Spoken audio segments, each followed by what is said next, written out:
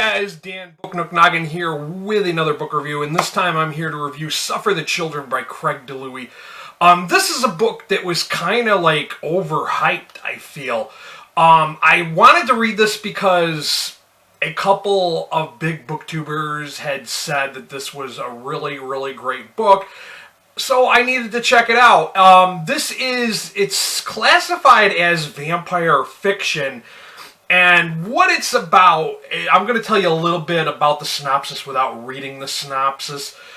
Basically, there's this plague called Herod's, named after the biblical King Herod, where every single child drops dead, but they come back to life after a few days, and they're craving blood.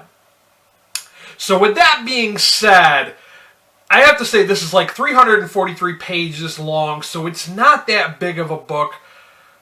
But at the same time, I felt like this was too overhyped. If you're expecting vampires, you're going to be a little disappointed, because the emphasis on this book is not on vampires. It's more or less on the parents' grief and how they handle with taking care of and caring for their changed children.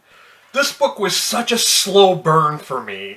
It was so slow that at one point I wanted to DNF this. It was just not enjoyable.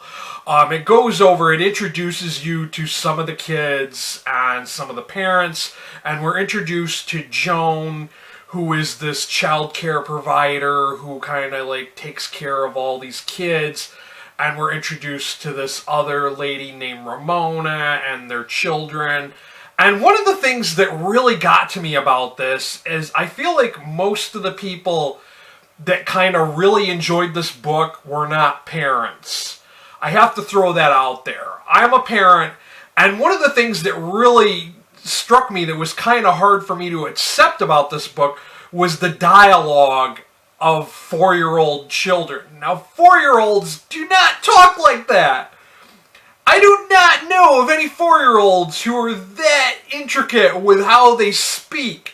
They talk so well, and I'm like, for real? I'm supposed to believe that the author has experience with 4-year-old children.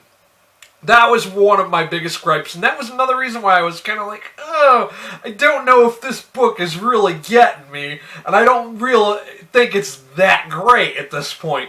Like I said, most of the horror is focused on the grief and what the parents are willing to do in order to spend more time with their children.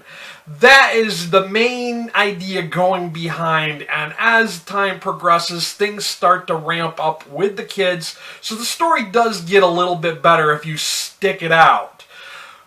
But like I said, guys, I'm going to have to say, if you are someone who is a fan of vampire fiction, you might be disappointed by this book. I gave this a 3 out of 5 star rating on Goodreads. I think it's okay, it's alright, but I think the hype is definitely all that. It's just hype. I really do not think that this book is a 4 or 5 star book, in my opinion, but you may think otherwise, so go ahead and check it out. And of course, as always, for you folks in the US, I will have a link to Amazon down below. I will try to find this on bookshop.org for you international folks. And if you got something from watching this video, by all means, buy me a coffee or two, as I'm not receiving AdSense. And if you came here looking for book reviews and book recommendations, please hit that subscriber button. And while you're there, hit that notification bell. This has been Dan. This has been Suffer the Children by Craig DiLouie. Till next time. Later.